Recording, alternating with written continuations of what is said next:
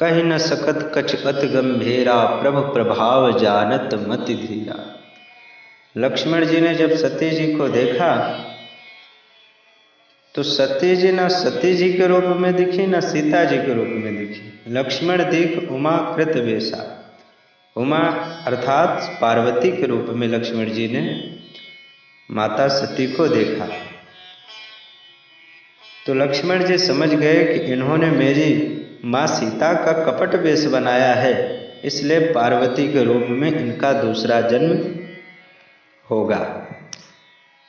अरे जिनका स्मरण करने मात्र से अज्ञान मिट जाता है, ऐसे सर्वज्ञ प्रभु राम ने जब सती जी को देखा सीता जी के रूप में तो समझ गए कि वाह, माता जी परीक्षा लेने आई हैं।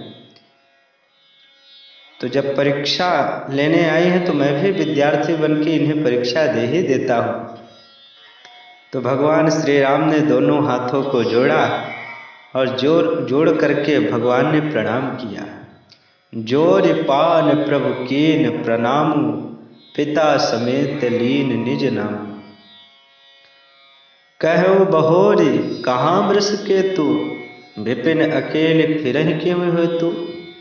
भगवान श्री राम ने दोनों हाथ जोड़ करके माता सती को प्रणाम किया और कहते हैं कि मैं दशरथ पुत्र राम आपको प्रणाम करता हूँ। जरा यह तो बताइए भगवान भोलेनाथ कहाँ हैं और अकेले अकेले जंगल में क्यों घूम रही हैं।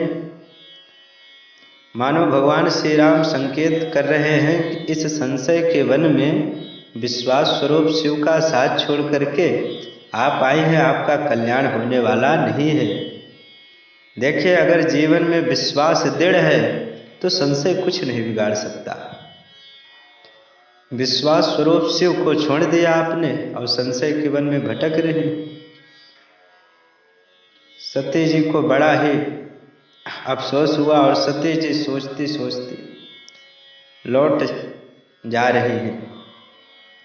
सोच रहे हैं, मैं शंकर कर कहा न माना, निज अज्ञान राम पर आना। मैंने शंकर जी का कहना नहीं माना और अपने अज्ञान के कारण राम जी पर आरोपित किया।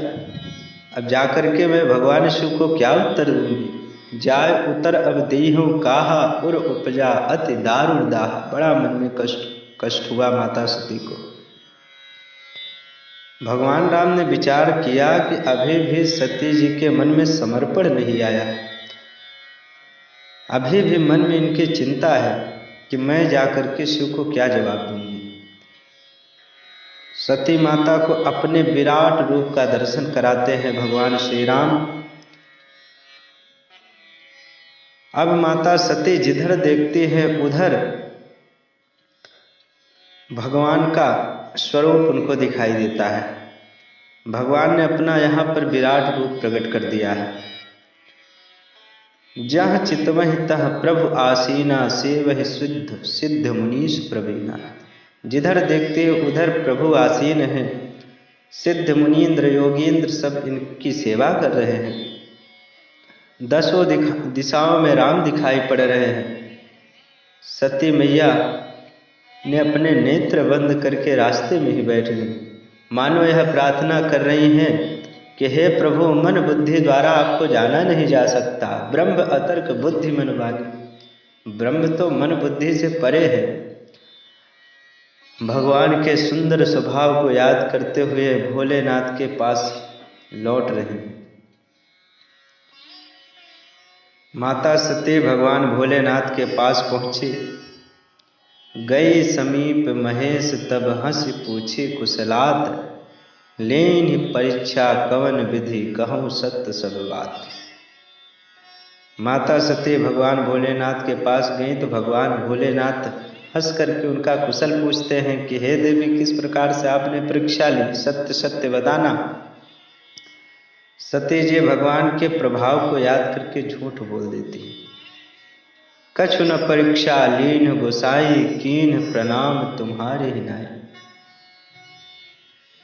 प्रभु, मैंने कोई परीक्षा नहीं ली, मैंने तो जाकर के केवल प्रणाम किया। मैंने सोचा आपका ही भाव था कि नज़दीक जाकर के उनको प्रणाम करूं। लेकिन आपने सोचा गए जान सबको, तो मैंने सोचा कि एक काम करते हैं, आप नहीं जा पाए तो हम ही चले जाएं। और सती का अर्थ भी यही है, जो पति की इच्छाओं को पूर्ण करे। भोले बाबा ने सोचा दाल में कुछ काला जरूर है, अगर प्रणाम करना ही था तो यहीं से कर लेती जैसे हम कर रहे थे, परंतु समझा समझा करके हार गए, लेकिन समझ में नहीं आया। तो भगवान भोलेनाथ ने सोचा कुछ तो रहस्य जरूर है। तब शंकर देखो धरि ध्याना, सती जो कीन चरित सब जाना। भगवान भोलेनाथ अंतर्यामी हैं। उन्होंने देखा कि सती ने मेरी माँ का भेष बनाया है। अरे राम राम, मेरी धर्म पत्नी ने माँ का भेष बनाया, ये तो अनर्थ हो गया है। लेकिन ये जो अपराध सती से हुआ है, तब मानस में विश्लेषण आप करें, 3 जगह पर बात आती है। बहुरी राम माय सिरुनावा, प्रेर सती जी झूठ कहावा। पहली बात, राम माया, माया के कारण सती जी ने झूठ बोला, या हरि की इच्छा थी, या भावी बलवाना होना था। भोलेनाथ ने सती जी को डांटा नहीं, बल्कि अपराधों का बंटवारा कर दिया। सामान्य व्यक्ति होता तो पत्नी को फटकार लगाता, हमसे झूठ बोलती हो, हम सब जानते हैं, मैं सर्वज्ञ हूँ। परंतु मानस के आधार पर भोलेनाथ ने होनी को टाल रहे हैं, और होनी को टाल भी सकते हैं, क्योंकि भावी मेट सके त्रिपुरारी, इस भावी को भी मेट सकते हैं भगवान भोलेनाथ। परंतु जहाँ पर हरि इच्छा जुड़ी हो, उसे मिटाया नहीं जा सकता। जीवन में एक ऐसी स्थिति आती है जब भ्रम हो जाता है, अब क्या करें। भगवान भोलेनाथ सोच रहे हैं, परम पुनीत न जाय तज किए, प्रेम बढ़ पाओ। सती जी परम पुनीत है, सती जी को त्यागते नहीं बनता, परंतु अगर प्रेम करूंगा तो इनके भीतर मेरी माँ का दर्शन होगा। अगर प्रेम करेंगे तो धर्म की मर्यादा समाप्त हो जाएगी। मिटई भगति पथ होई। भगवान शिव राम जी का ध्यान करने लगे।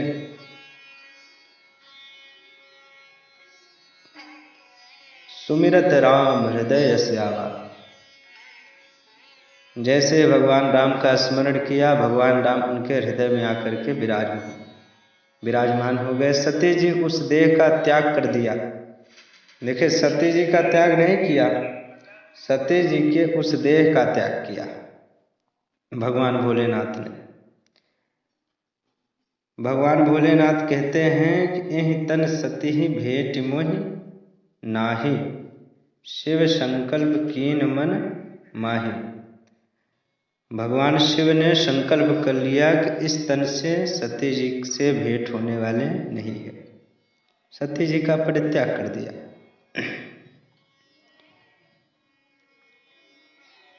सती जी ने सोचा, ऐसा कौन सा प्रण कर लिया इन्होंने।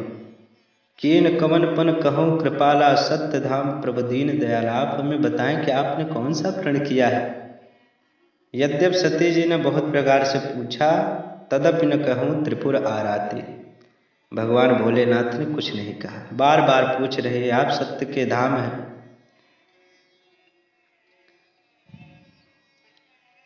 जब भोलेनाथ पूछ रहे थे, देवी सही सही बताना कैसे परीक्षा ली, लीन परीक्षा कौन विधि, सत्य कहूँ सब बात, तो उस समय सती जी ने नहीं बताया। अब भोलेनाथ ने विचार किया कि ऐसा सत्य भी नहीं बोलना चाहिए जिससे दूसरों के हृदय में पीड़ा हो। सत्यम ब्रूयात प्रोयम ब्रूयात, न ब्रूयात सत्यम प्रियम। जिस सत्य को बोलने से हृदय में घाव हो जाए, ऐसा सत्य बोलना नहीं चाहिए।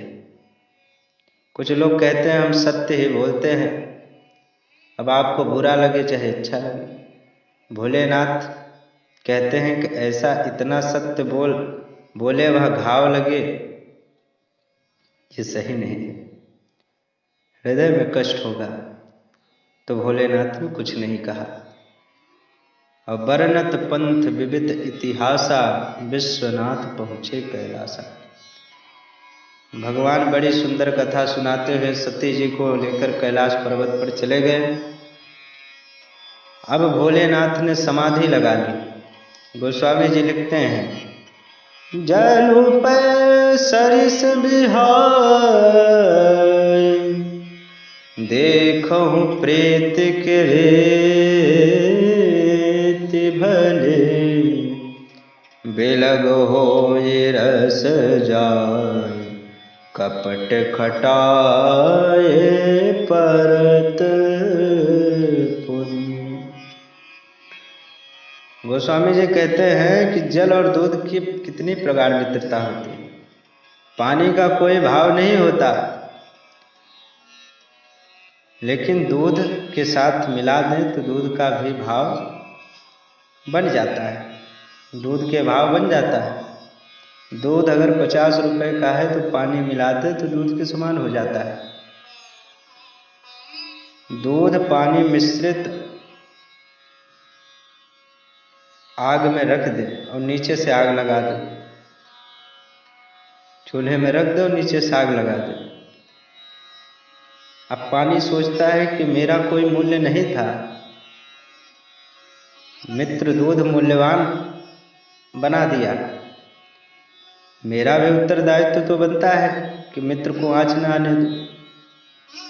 तो नीचे आग लगी तो पानी जल रहा है। पानी जल रहा है क्यों? क्योंकि उपकार जान रहा है। जब पानी जलने लगा तो दूध सोचता है मेरा मित्र जला जा रहा है, तो दूध में भी उबाल आ गई कि मैं जीवन धारण नहीं करूँगा। जैसे उबाल आया, किसी ने पानी का छींटा दूध में मार दिया और पानी का संपर्क पाते ही दूध शांत हो गया। कैसी सुंदर मित्रता है। जैसे पानी दूध से अलग नहीं हो सकते, ऐसे ही पति पत्नी में दृढ़ होना चाहिए। परंतु रात्रि में दूध में मिश्रित पानी में खटाई मिला दिया जाए, रात में डालो सुबह दोनों अलग अलग, फिर घोलते रहो, मिलने वाली नहीं है। इसीलिए पति पत्नी में अगर कपट की खटाई पड़ गई तो फिर पति पत्नी में विक्षेप हो जाता है।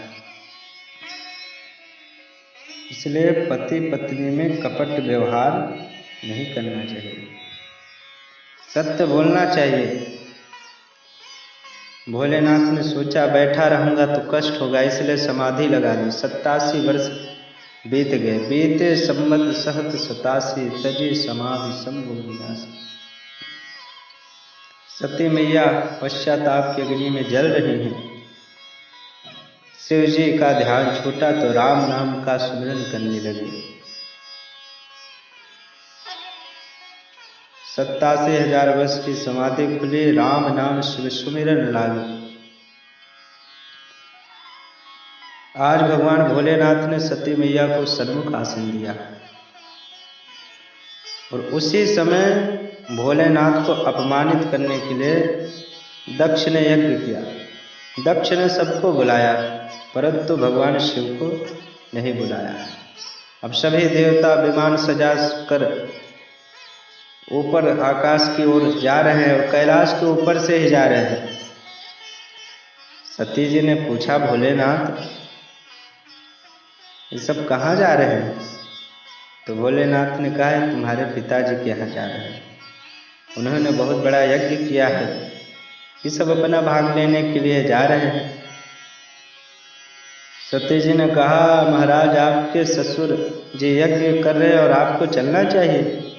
भोलेनाथ ने कहा, कहूँ नीक मोरे मन भावा, आपने बिल्कुल सही कहा, मुझे बड़ा अच्छा लगा, परंतु यह अनुचित नहीं, निमत पठावा, निमंत्रण नहीं मिला, इसलिए बिना बुलाए किसी के घर नहीं जाना चाहिए। सती जी ने पिताजी के घर बुलाने पर नहीं जाना चाहिए? शिव जी ने कहा नहीं, लेकिन हमारे जाने पर अगर पिता को कष्ट हो तो वहाँ जाना ठीक नहीं है। बहुत प्रकार से समझाया। भोलेनाथ जी ने सती जी नहीं मानी। सती जी गई, जाकर के देखे तो छोटे छोटे देवता को विशाल भाग है और देवाधिदेव महादेव भोलेनाथ को कोई स्थान नहीं। गोस्वामी जी कहते हैं, यह इतिहास सकल जग जानी, ताते में संक्षेप बखान। सती जी मरते हुए भगवान श्री हरि से वरदान मांगा कि इसी के परिणाम स्वरूप सती मैया पार्वती के रूप में हिमाचल की पुत्री बनकर के प्रकट हुई। सती मरत हरिसन बरवागा, जन्म जन्म शिवपद अनुरागा। सती जी ने वरदान मांगा कि भले ही मैं पत्थर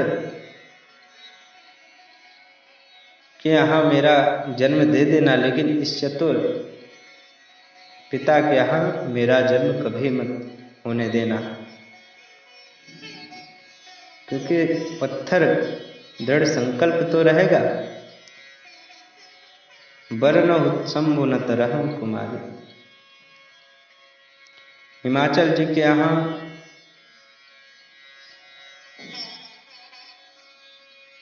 पार्वती माता का जन्म हुआ। नारद जी को पता चला, आए और आकर के माता पार्वती के हस्तरेखा को देखा। भविष्य बताने लगे नारद जी।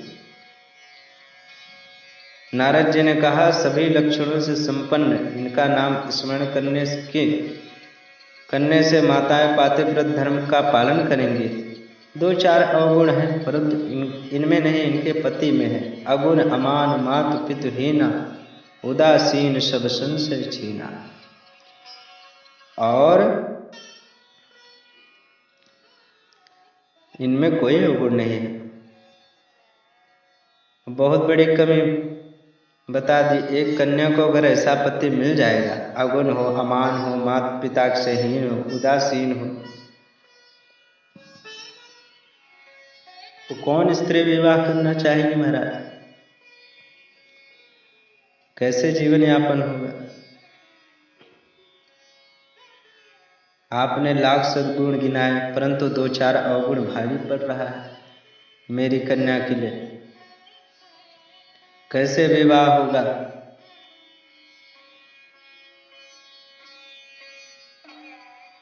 नारद जी ने कहा, ये सब दोष भगवान शिव में घटित है, इनका विवाह भोलेनाथ के साथ ही हो। 200 गुण सम कह सब कोई। दोष भी गुण में परिवर्तित हो गए, क्योंकि सामर्थ्यवान को कोई दोष नहीं लगता। हम जीवों को दोष होता है, भगवान तो सर्व सामर्थ्यवान है। जैसे गंगा मैया को दोष नहीं है। गंगा मैया अंशी है, ईश्वर अंश, हम सब अंश है, और गंगा मैया अंशी है। इसलिए सब प्रकार शंकर अकलंका। भोले बाबा सर्वसमर्थ हैं। इनका विवाह भगवान भोलेनाथ के साथ हो जाए तो आनंद आ जाएगा। जाओ इनको समझाओ। माता पार्वती शिव जी की आराधना करने लगी। कठोर साधना करिए, भगवान प्रसन्न हुए, तुम्हारा मनोरथ सफल हो। तुम्हारे पिताजी बुलाने जब आएंगे तो हट त्याग करके चली जाना। भोलेनाथ पति के रूप में प्रकट होंगे। तब गोस्वामी जी ने यहाँ सुंदर चरित्र सुनाया। उधर जब सती जी ने देह त्याग किया था, भोलेनाथ ने अपने निज स्वरूप को विसार कर धरती में विचरण कर रहे थे। कतहु मुनिन उपदेश ही ज्ञाना, कतहु राम गुण कहीं बखाना। भगवान राम ने देखा तो तुरंत प्रकट हो गए। प्रगटे राम कृतज्ञ कृपाला, रूप शील निधि तेज विशाला। ब्रह्म प्रकार शंकर ही सराहा, तुम बिन असव्रत को निर्वाहा। साक्षात श्री राम प्रकट हो गए भोले बाबा के सामने। क्या सुंदर दृश्य है। सामने भगवान राम और भोलेनाथ। भगवान राम ने कहा, भोलेनाथ आपको जीवन में कथा सुनाते हैं। भगवान राम ने कहा हम आपको एक कथा सुनाने आए।